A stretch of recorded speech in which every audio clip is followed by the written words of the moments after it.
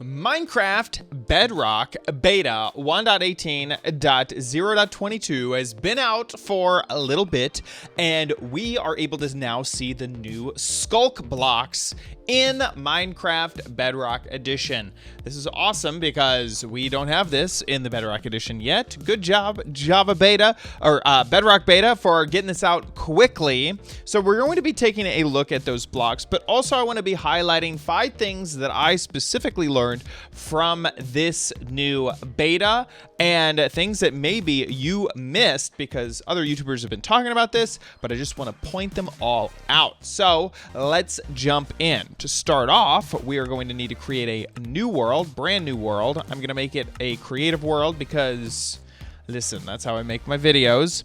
And this vanilla experiments, not experience, the vanilla experience. Vanilla experiments is what you want to have turned on. It's crazy how many experimental features we have nowadays.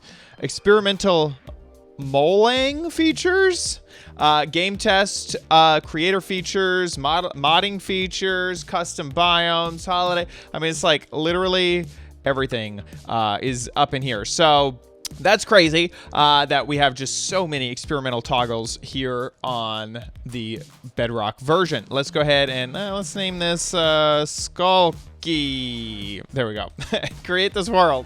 Okay, so here we are inside of this beta world. If you've watched other YouTubers, you may be wondering, where is the little beta stuff at the top of the screen? Normally, there is some stuff up there. Well, in my resource packs, I have a beta remover. So if you're like, you're not actually in the beta, or is it my packs? Here we are. It's activated. Anyway, it's weird that it's not up there in the active section, but there we go. That's what's going on here.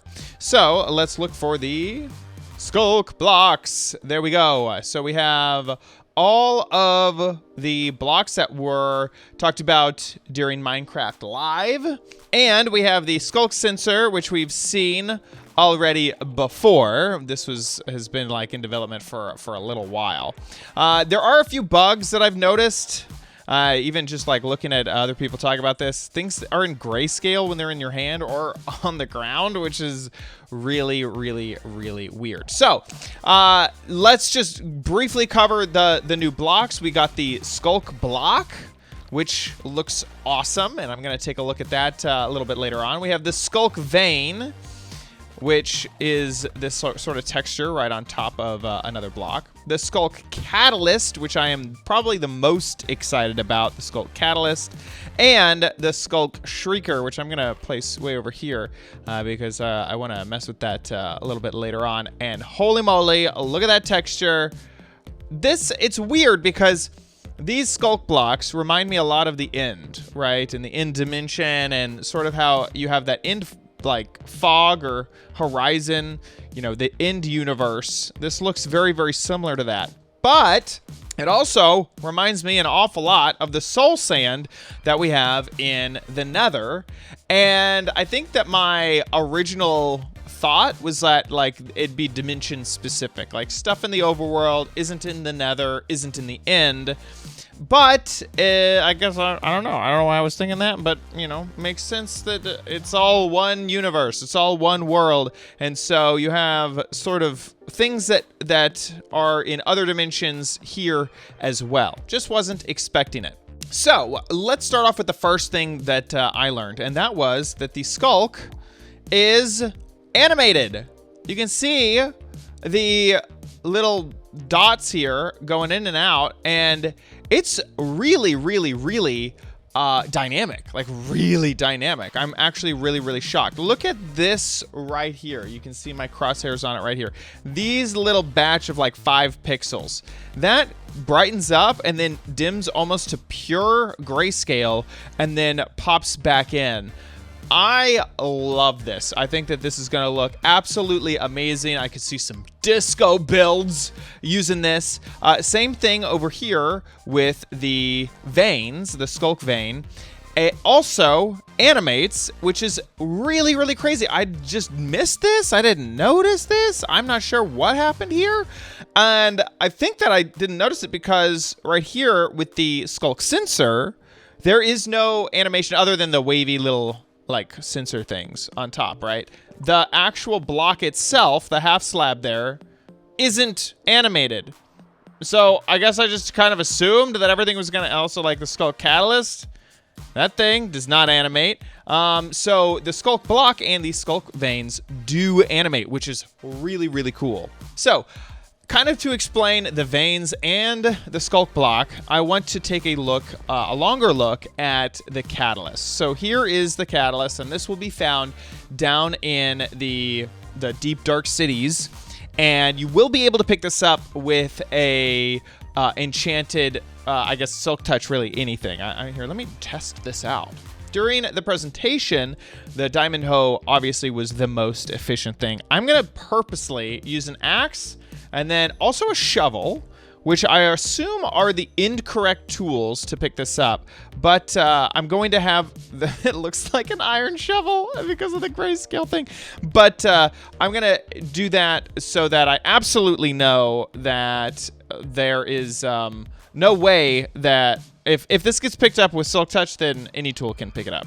So there we go. We got the Silk Touch shovel. I obviously need to switch my game mode. There we go. No more flying. And let's try this out. It definitely takes a long time. There we go. We got it. So you can really use Silk Touch anything. It's just the most efficient tool is going to be the hoe that will break it really, really quickly. And you can see this experience that the Skulk blocks drop. We'll be covering that a little bit later. So back to the Catalyst here. This is really, I think, going to be the crux of what most players are going to want to use. This is going to be the tool to really efficiently get a lot of Skulk blocks, especially if you're aiming for a farm. Obviously, you could just go down the deep dark cities and mine it all up, but this seems really, really interesting. As we saw in the presentation, if something dies next to the Skulk Catalyst, then it will use its power and create more Skulk around where that thing died. And in the presentation, the player was still getting experience, but all of this, as you saw earlier, will also give experience to the player. So if I mine this stuff up, I get a little bit of extra experience, which is pretty cool. And I should probably give myself a Silk Touch version of this. Here we go. So if I pick it up with the hoe, then it all comes up. Now, something I have noticed is that basically the surrounding blocks to where the Catalyst places the Skulk blocks will always have the veins, but the veins will not be on top of the Skulk block. So around, as long as there's not Skulk blocks below it, then that will be a vein, which is interesting because I've noticed a few other things with that, and that's going to get us to our first, there we go, ooh la la, our first thing that I learned about the Skulk Catalyst. And that is that the Catalyst seems to only be changing natural blocks that the player didn't place down. So right here I have this big long, I have a whole bunch of lines of different types of blocks. These first few are obviously placed by the player, right? You're never, I mean, I guess you are technically naturally going to find some stone tiles, what are these called? Stone bricks. There we go. Stone bricks in your world. Those, you know, do spawn in a few structures. Same thing here. But iron blocks, are you gonna find iron blocks in structures? I don't know. Wood. I guess some of these you might find naturally in structures, but definitely not natural generation, not stone, dirt, gravel, that sort of thing. And so if I take a creature and then kill it, of course I'm in creative mode here. Just switch to survival momentarily. Hiya! Hiya! There we go. You can see that the Catalyst does not replace those blocks with the Skulk blocks like it was doing over here on stone. And actually a few of these I wanted to experiment, like diorite. I'm actually not sure what it's gonna do here when I kill, whoop, there we go. So it did replace diorite, stone, which I knew about, and it looks like it even replaced grass over here. So some other things I had questions about: pathway, coarse dirt, I'm positive that it's going to do normal dirt. But those two, those seemed like specialty. Okay, so coarse dirt, it does change. It looks like pathway, it doesn't change it, but it does put the Sculk Veins onto the pathway, which makes it a dirt block. So I would assume the next time that something dies on it, yeah, then it'll transfer it into Skulk blocks. But this is good to know that diamonds, let's say you find a whole bunch of diamonds here, that will not be affected. Looks like I would like to kill this guy on the diamond. That'd be great. Yeah, there you go. Your diamond is not going to be affected. So basically, only things that are naturally found underground, things that is going to be in a normal cave, then it would be affected. Even gravel is not affected, and I noticed earlier sand was not affected, so sand will not be replaced. Gravel will not be replaced. Let's try it here on this this coal, not charcoal. There we go. I don't think there's a chance it was on the edge. Let's try this one more time. Hiya! Yeah, okay, definitely. Coal was not affected by that. Another thing that I noticed about the Skulk Catalyst that I learned, this is basically number 3 in our list, is that the Skulk Catalyst gives off light.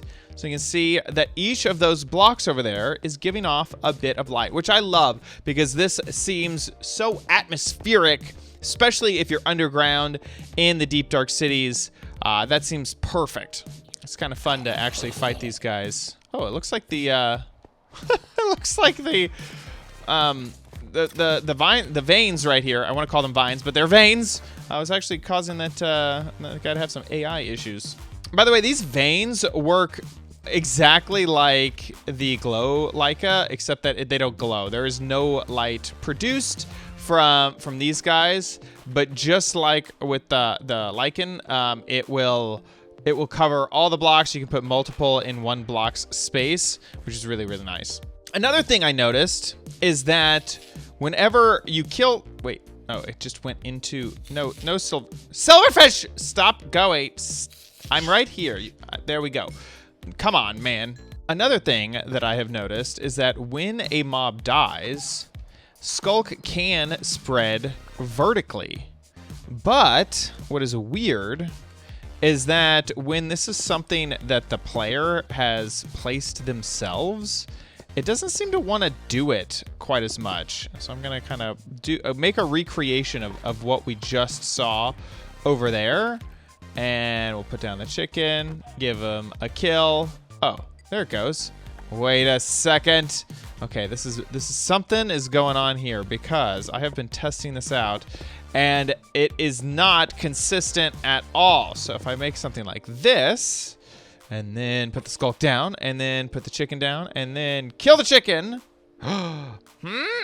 Why doesn't it want to work over here? If I do the exact same thing. Oh, even a baby chicken. Look how tiny. Wait a second. Wait a second. What is going on here? Huh. Okay, so I'm having definite weird results here. I'm wondering if these blocks here, and maybe even this gravel here, is throwing off the rate at which it grows. See, that doesn't grow up on the wall, but then I just did it over here with new stuff I made, and it does. I can even use a command to get rid of everything we saw here. This used to be gravel. Put that there. Maybe because it's not connected. I just had a brilliant idea. Because this is sitting... Well, no, I don't get it. It looks like we're just having some issues here. There may be a chance that we're getting a disconnect because we had some gravel there. Was my original thought. Hiya, nothing. See, I don't get it. But the Skulk can go vertically, whenever it is replacing blocks. It seems to be fickle around user-placed blocks. Same thing here with all this this dirt right here that I was working on. Get out of here. If I put that there and then kill him. Boop, boop, boop. See, the dirt does not is not affected. But if I do basically the same thing right here, then I bet you that that dirt, yeah, would be changed. And see, it goes down there too. So it can be very vertical. Another thing that I learned is that this Sculk Vine cannot be bone mealed. So with the lichen, it could be. The Leica could be bone mealed, but this stuff cannot. And so if you want a lot of the vein, then I would suggest moving a catalyst to sand for the moment. Obviously, this is all in development. It can all change because this will not change the sand. I guess just move it to any placeable block.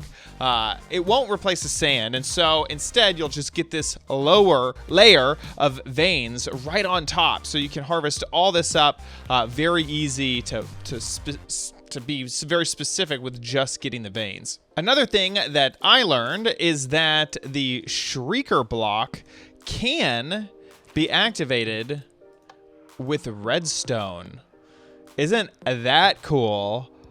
And then also, this is the new darkness effect affecting me right now. Super creepy. That is awesome. It's a little bit bugged out because I can only do it once per world. It's like the dragon, okay? We get that effect once only. Now, I can just manually apply the effect if I want to see it again, but that whole Shrieker thing where with the animation, that only happened once. Now, the fact that it can be manipulated with redstone is really, really interesting. The reason that is so interesting is because that means that they specifically developed this feature into the game. That doesn't happen by accident. And that means that some type of warden farm or warden, I don't know, like a prison, I don't know, that can exist, and that is possible to do by just activating the Shrieker with redstone a whole bunch of times. We saw at Minecraft Live that every time it gets activated, there's a chance that the warden spawns, but if you can just spam activate that thing, obviously you're gonna get the warden to spawn pretty quickly. So starting off a Shrieker with redstone is really interesting. By the way, here's that darkness effect up here on the surface. It's crazy. The sky doesn't change at all, but the world does, which is really, really spooky. Not sure if that's obviously the intended effect. Maybe that will change over time.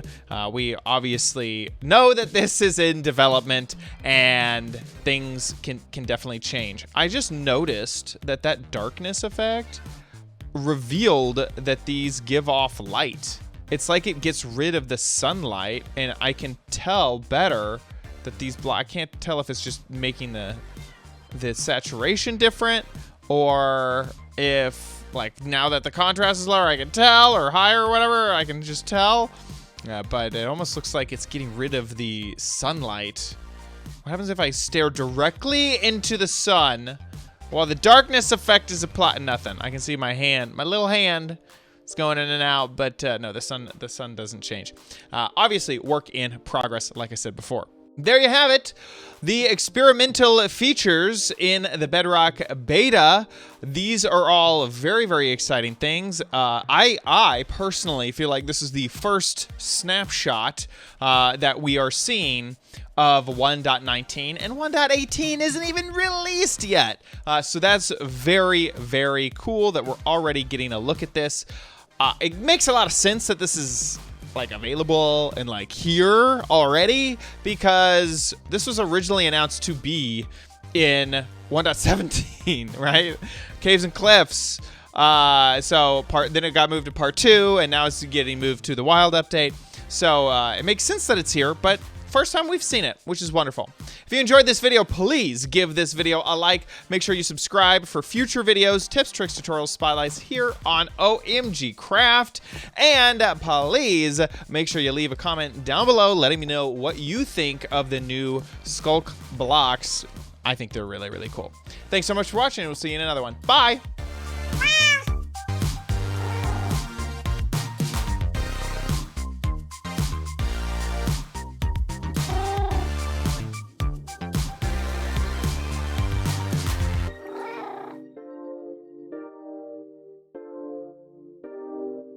Yeah.